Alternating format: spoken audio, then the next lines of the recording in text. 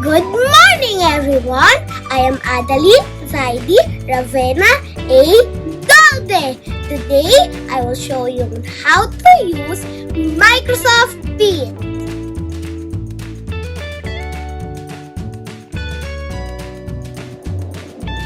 First, we need to open Microsoft Paint. I will use the search box and type Paint.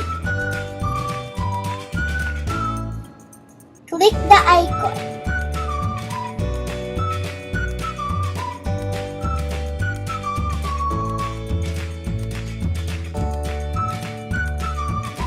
Before creating a drawing, we need to prepare all the things that we need.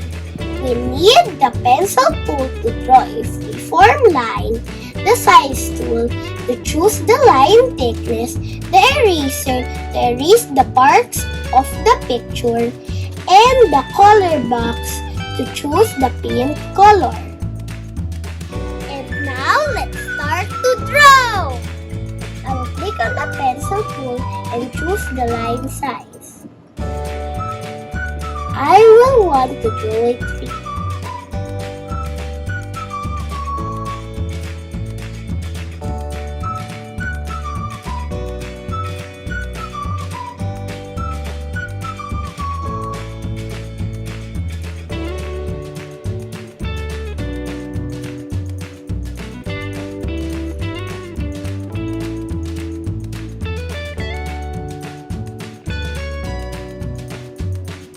Since I have extra line, I will use the eraser. Now, I want to color the tree. I will use brown for the trunk and green for the leaves.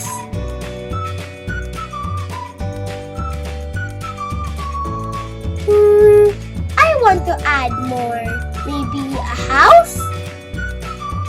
I will use a rectangle for the base and a triangle for the roof.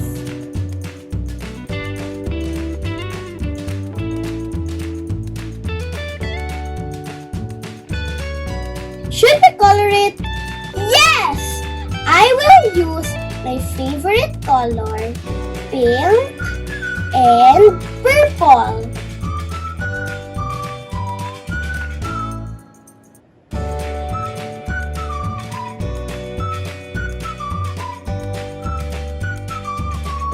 If you're done with your drawing, make sure to save it. Click on the file and save as. I want to name it D-Dye.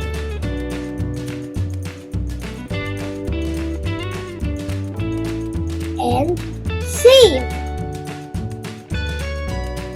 And there you go. That's how to use Microsoft Paint. I hope you enjoy!